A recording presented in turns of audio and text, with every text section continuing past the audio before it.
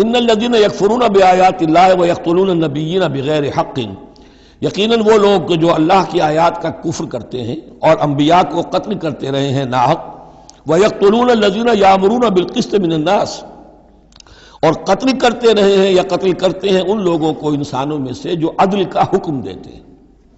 اس لیے کہ انصاف کی بات تو پسند نہیں ہوتی کسی کو، سچی بات الحق مر، تو بہت سے مواقع پر ایسا ہوتا ہے کہ حق گوئی کی پاداش میں کوئی حق گو انسان جو ہے اسے اپنی جان سے ہاتھ دھونے پڑتے ہیں۔ تو یہاں پھر دیکھیے قسط کا معاملہ آیا ہے، عدل۔ اللہ قائم بالقسط ہے، اور اللہ کے محبوب بندے وہی ہیں کہ جو انبیاء کے علاوہ وہ لوگ کہ جو عدل کا حکم دیں، انصاف کا ڈنکا بجانے کی کوشش کریں۔ تو فرمایا وَيَقْتُلُونَ الَّذِينَ يَأْمُرُونَ بِالْقِسْطِ مِنَ النَّاسِ، تو ایسے لوگ جنہیں کہ جو کہ ایسے لوگوں کو قتل کریں فَبَشِّرْهُمْ بِعَذَابٍ أَلِيمٍ، تو اے نبی انہیں بشارت سنا دیجئے دردناک عذاب کی۔ اس میں ایک طنز ہے، بشارت، عذاب کی بشارت، یہ طنزیہ کلام ہے۔ اولئک الذین حبطت اعمالهم فی الدنیا والآخرہ، یہ وہ لوگ ہیں کہ جن کے تمام اعمال دنیا اور آخرت میں حبط ہو گئے۔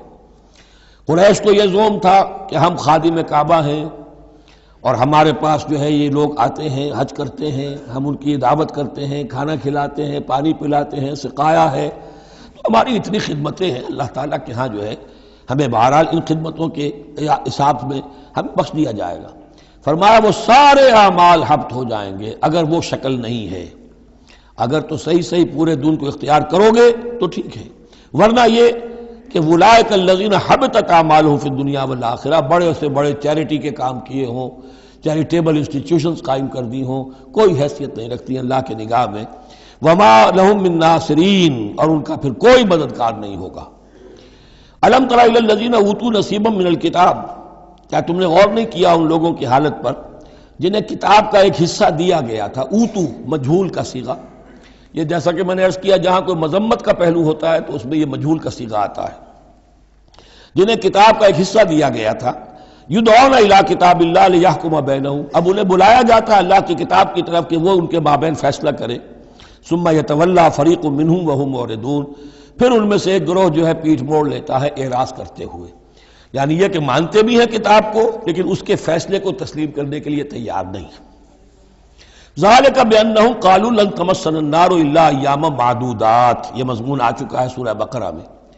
یہ کیوں ڈھٹائی ہو رہی ہے کہ مانتے بھی ہیں اور پھر عمل نہیں کر رہے؟ انہیں بتایا جاتا تم اس کتاب پر ایمان رکھتے، اس میں یہ لکھا ہے یہ سود حرام ہے، کیا کر رہے ہو، یہ شے حرام ہے، کس کام میں لگے ہوئے ہو؟ لیکن نہیں، کیوں اڑ جاتا ہے انسان؟ اس کی تشخیص کر دی۔ ذالک بانہم قالوا، یہ اس وجہ سے ہے کہ انہوں نے یہ عقیدہ گھڑ لیا ہے کہ لن تمسنا النار الا ایاما معدودات، ہمیں تو چھو ہی نہیں سکتی آگ جہنم کی مگر گنتی کے چند دن۔ جب یہ عقیدہ ہے تو پھر کاہے کو انسان دنیا کا نقصان برداشت کرے؟ بابر میں عیش کوش کے عالم دوبارہ نیست، حلال سے حرام سے جائز سے ناجائز سے جو بھی عیش حاصل کیا جا سکتا کرنا چاہیے، بخش تو دیا ہی جانا ہے۔ یہ عقیدہ ہے کہ جو در حقیقت ایمان بالآخرت کی نفی کر دیتا ہے۔ وَغَرَّهُمْ فِي دِينِهِمْ مَا كَانُوا يَفْتَرُونَ، اور انہیں دھوکے میں مبتلا کر دیا ہے ان کے دین نے، ان چیزوں نے دین کے معاملے میں دھوکے میں ڈال دیا جو انہوں نے افترا کر لیے، گھڑ لیے۔ اللہ نے تو کوئی ضمانت نہیں دی تھی، نہ لاؤ تورات لاؤ انجیل لاؤ، کہیں ضمانت نہیں ہے، یہ تو تمہارا من گھڑت عقیدہ ہے، اور اسی کی وجہ سے دین کے اندر تم اب بد دین یا بے دین ہو گئے ہو۔ فَكَيْفَ إِذَا جَمَعْنَاهُمْ لِيَوْمٍ لَا رَيْبَ فِيهِ، تو کیا حال ہوگا اس دن، اس وقت تو یہ بڑھ چڑھ کر باتیں بنا رہے ہیں، زبان درازیاں کر رہے ہیں، کیا ہوگا اس دن جب کہ ہم انہیں جمع کریں گے لِيَوْمٍ لَا رَيْبَ فِيهِ، اس دن جس دن کے بارے میں کوئی شک نہیں۔ وَوُفِّيَتْ كُلُّ نَفْسٍ مَا كَسَبَتْ، اور پھر ہر ذی نفس کو، ہر جان کو، ہر انسان کو پورا دے دیا جائے گا جو کچھ اس نے کمائی کی ہوگی، وَهُمْ لَا يُظْلَمُونَ، اور ان پر کوئی زیادتی نہیں ہوگی۔ اب اس کے بعد پھر ایک بڑی عظیم دعا آ رہی ہے، اس سورہ مبارکہ میں دعائیں بہت ہیں، یہ بھی بہت عظیم دعا ہے، اور یہ تو باقاعدہ تلقین کر کے کہا گیا ہے۔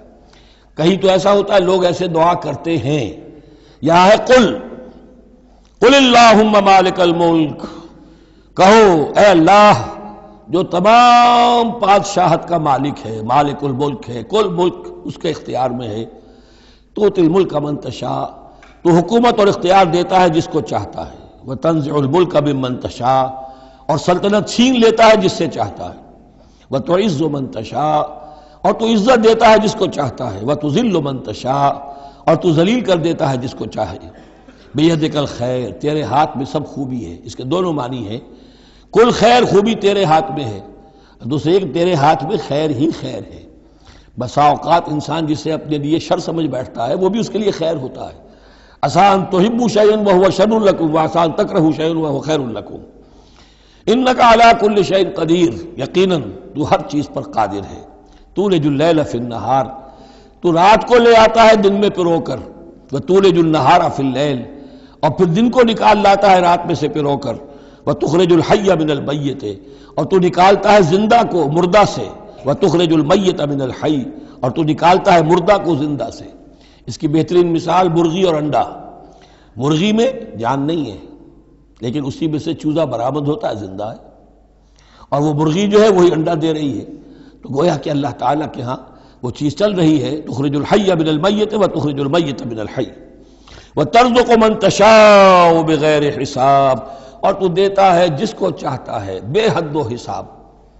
لا يتخذ المؤمنون الکافرین اولیاء من دون المؤمنین، اہل ایمان نہ بنائیں اپنے دوست کافروں کو، اولیاء ایسا دوست جو قلبی دوست ہو، جو رازدار بھی ہو جاتے ہیں، پشت پناہ بھی ایک دوسرے کے سمجھے جاتے ہیں۔ یہ تعلق کفار کے ساتھ اختیار کرنے کی اجازت نہیں ہے۔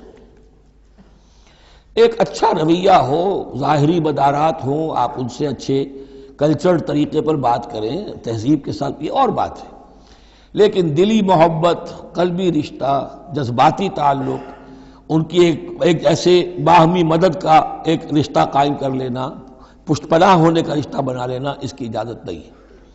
لا يتخذ المؤمنون الکافرین اولیاء من دون المؤمنین، اہل ایمان کو چھوڑ کر ان کے ساتھ یہ رشتہ قائم کرنا اللہ کو پسند نہیں۔ ومن یفعل ذلک فلیس من اللہ فی شیء، اور جو کوئی بھی یہ حرکت کرے گا پھر اس کا اللہ کے ہاں کوئی مقام نہیں ہوگا، کوئی رشتہ اللہ کا پھر اس کے ساتھ نہیں رہے گا۔ اللہ کے دشمنوں کے ساتھ تمہاری دوستی ہے تو ظاہر بات ہے کہ پھر اللہ کے ساتھ تمہارا کوئی تعلق نہیں رہا۔ الا ان تتقوا منہم تقاہ، سوائے یہ کہ تم ان سے بچاؤ کرنا چاہو، بچاؤ کے لیے۔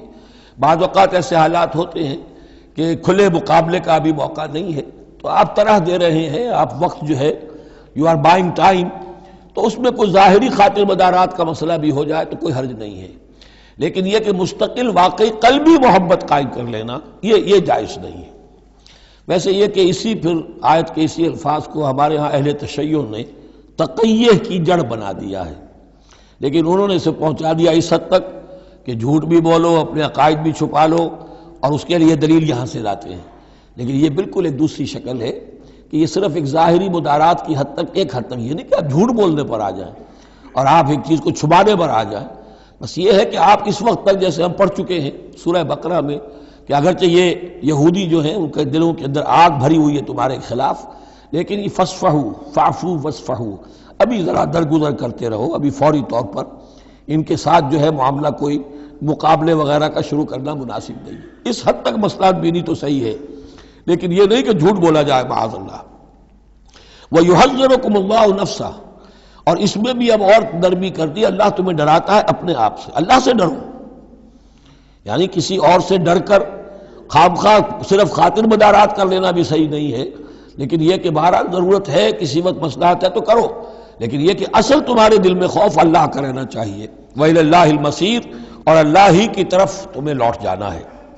قُلْ إِن تُخْفُوا مَا فِي صُدُورِكُمْ وَتُبْدُوهُ يَعْلَمُ اللَّهُ، یہ پھر وہی آیت آ گئی ہے جو سورہ بقرہ کے آخر میں آئی تھی، لِلَّهِ مَا فِي السَّمَاوَاتِ وَمَا فِي الْأَرْضِ وَإِن تُبْدُوا مَا فِي أَنفُسِكُمْ أَوْ تُخْفُوهُ يُحَاسِبْكُم بِهِ اللَّهُ، یہاں فرمایا قُلْ إِن تُخْفُوا مَا فِي صُدُورِكُمْ، کہہ دیجئے کہ اگر تم چھپاؤ جو کچھ کہ تمہارے سینوں میں ہے، او تبدوہ، یا تم اسے ظاہر کر دو، یعلمہ اللہ، اللہ تعالیٰ اس کو جانتا ہے۔ تمہارے ظاہر کرنے چھپانے سے اللہ سے کوئی تعلق نہیں ہے، ایک دوسرے سے چھپا سکتے ہو، ظاہر کر سکتے ہو، اللہ سے نہیں۔ وَيَعْلَمُ مَا فِي السَّمَاوَاتِ وَمَا فِي الْأَرْضِ، اور وہ جانتا ہے جو کچھ کہ آسمانوں میں اور زمین میں ہے۔ وَاللَّهُ عَلَىٰ كُلِّ شَيْءٍ قَدِيرٌ، اور اللہ تعالیٰ ہر چیز پر قادر ہے۔ یوم تجد کل نفس ما عملت من خیر محضرا، اس دن کا تصور کرو جس دن ہر جان، ہر نفس موجود پائے گا، حاضر کیا ہوا پائے گا ہر وہ عمل جو اس نے کیا ہوگا۔ فمن یعمل مثقال ذرۃ خیرا یرہ ومن یعمل مثقال ذرۃ شرا یرہ یوم تجد کل نفس ما عملت من خیر محضرا وما عملت من سوء۔ جو نیکی کی ہوگی اسے بھی موجود پائے گا، اور جو بدی کمائی ہوگی وہ بھی موجود پائے گا۔ تود لو ان بینہا وبینہ امدا بعیدا، اور ہر جان یہ چاہے گی، ہر انسان یہ چاہے گا کہ کاش میرے اور میرے اعمال نامے کے درمیان بڑا فاصلہ آ جائے، میں اسے دیکھوں بھی نہ، میری نگاہ بھی اس پر نہ پڑے۔ وَيُحَذِّرُكُمُ اللَّهُ نَفْسَهُ، اور اللہ ڈرا رہا ہے تمہیں اپنے آپ سے، یعنی تقویٰ رکھنا ہے تو اس کا کرو، ڈرنا ہے تو اس سے ڈرو، خوف کھانا ہے تو اس سے کھاؤ۔